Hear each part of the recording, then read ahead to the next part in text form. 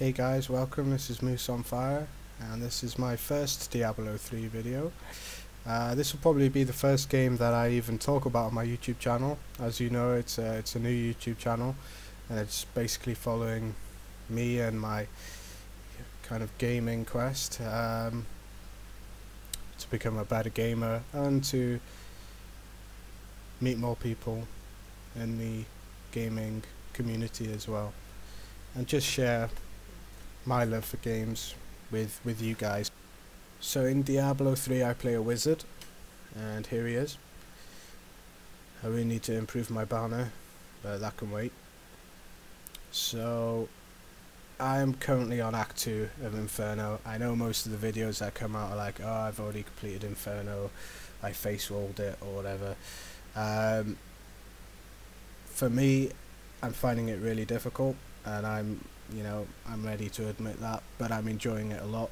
I've been playing for 155 hours now, and 1 minute, and I was one of the first people to get on. I mean, I did buy the collector's edition, and I did basically stand outside HMV on Oxford Street for about 15-16 hours, waiting to get my hand on it, and I got it, and I played it for pretty hardcore for quite a few hours a day, and then I stopped playing. I stopped playing for a while because there was so much negativity about the game and how it didn't live up to the expectations and all the hype, and you couldn't even log into the general chat without somebody moaning and slating it, and it got a bit too much. So yeah, truthfully, I kind of turned my back on the game for a while, hoping that it would calm down, and now it has calmed down, so that's really good,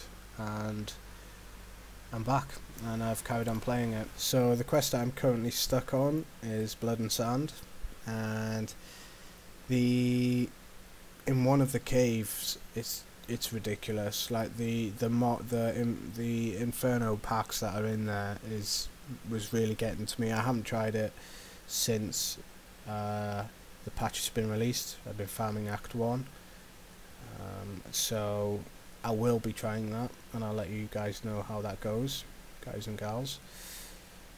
So let's jump into the game, and I'll show you just a little bit about the skills and what's changed. So one good thing that's changed, it seems like a really small thing, but they've added a repair tab to the blacksmith, which is common sense really. It should have been there all along. After all, he is a blacksmith, and it'll save the trouble of always kind of having to run just that little bit further. If you really care about your farming runs and the timing and all that stuff, then it's perfect. So my weapons and gear is not that great, truthfully. I really try my best not to use the auction house too much. I'm not going to say I've never used it. I have. I think most players have. A lot of people think that you have to use it, where I don't believe in that. I believe it takes a lot longer if you don't, but I think it's also a lot more rewarding if you don't. So I've been farming Act 1 for a long time now, even to get some of this stuff, and to be honest, it's working. I mean, I can kind of get through Act 2. It's just the champion packs inside the caves causing me a lot of trouble right now, even though they've been nerfed. So yeah, I know I need to get better gear, and I will do. Just means more farming, I guess. This is my wand. It's not that great, unfortunately, but it's the best I've got. At first I was using a shield, and then I changed up to this for the extra hit chance, and just the extra damage. Was making a huge difference for me. One of the most apparent stats that I went for was resistance to all elements. I think I might have gone a bit overboard. I've got nearly 800 resistances on some of them, and frankly it doesn't make that much of a difference. I don't feel like I still feel like, you know, I'm only taking a few hits before I die. This is my amulet. I'm really happy with this amulet. I found it, and I checked on the auction house to see if it was worth anything, and probably not now after the patch, but I mean before the patch it was worth quite a lot of money, but I wanted to hang on to it. So there's not really anything special, just I tried to go for some intelligence, some dexterity, and some resistances.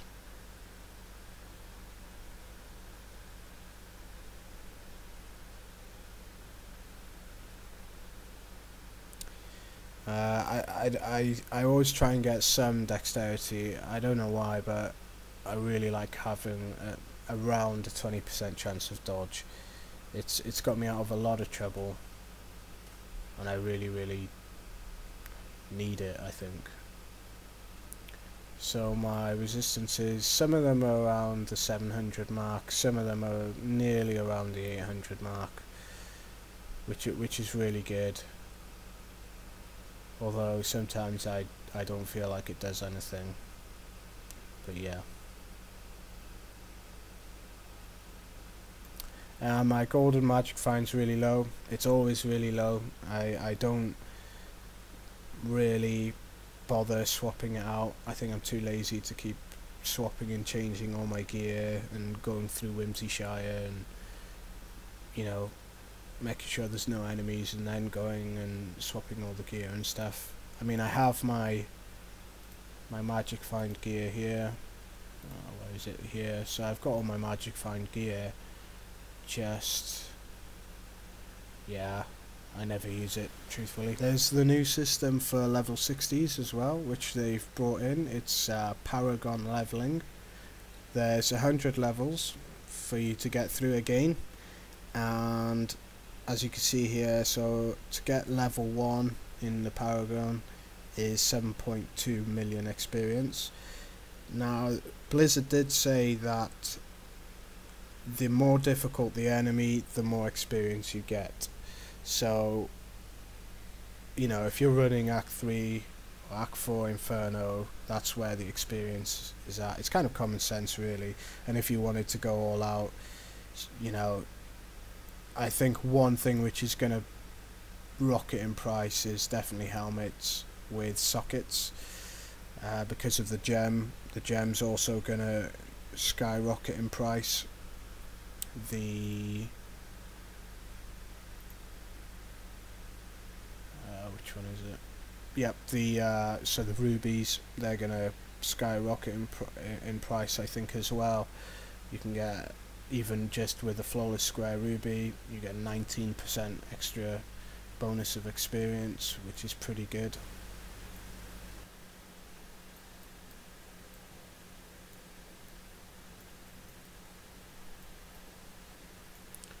Another feature which they've now put in is, as you can see, you know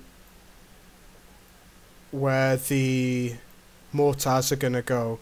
That's been introduced in this patch as well. Although there isn't much of a window to see it, I think it's good. I think it helps. And there you go.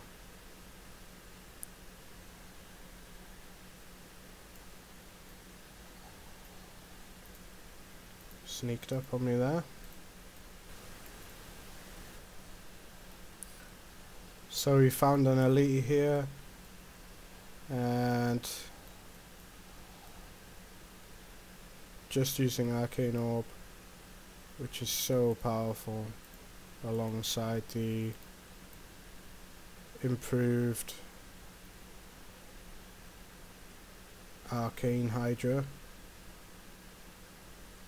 which I'm really happy about, because I wanted to go pretty much all arcane damage alongside some freezing. So as I said earlier, I want to introduce the Blizzard move eventually, and right now I'm just really enjoying using this setup. It's pretty much the same, but I definitely need better gear, much better gear, especially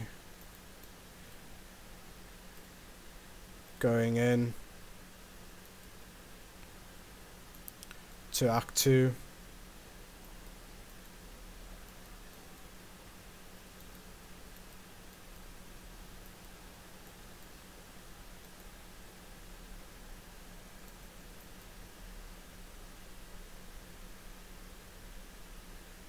See, this is why I don't really change my gold find gear and stuff, because I get quite a lot of blues and I get quite a lot of yellows as well, just from slowly getting my Nephilim stacks.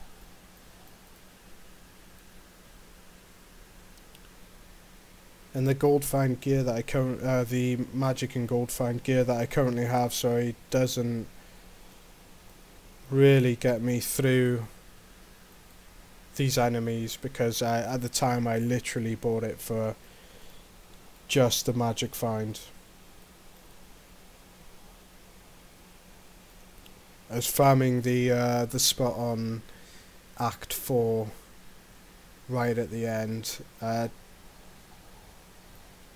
just farming the vases and the weapon racks for some time, and then I stopped doing that because they nerfed it. They've kind of brought it back now. They said they've reinstated the fact that you can now get any drop from vases, or there's a chance again, and from weapon racks as well, so that's pretty good. So here's really good. You can get some guaranteed elites. There's one straight away. I really like the Festering Woods. It's a really good place.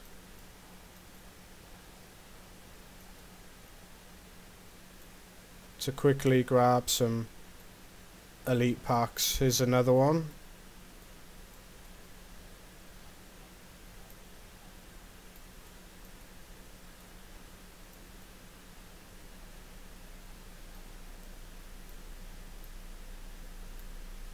There you go.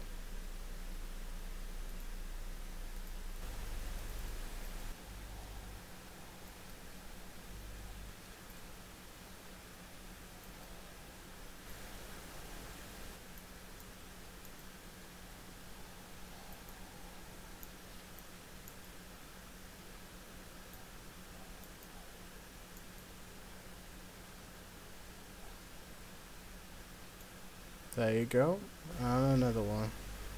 Okay guys, that's me just showing you a bit of how I play, and also just a bit about my character and my first Diablo video, just kind of showing some of the changes very quickly. And in my next video I'll be going a lot more in depth in each section, and I'll be going through hopefully a little bit of gameplay of me getting through Act 2. And I'll see you next time. Thanks.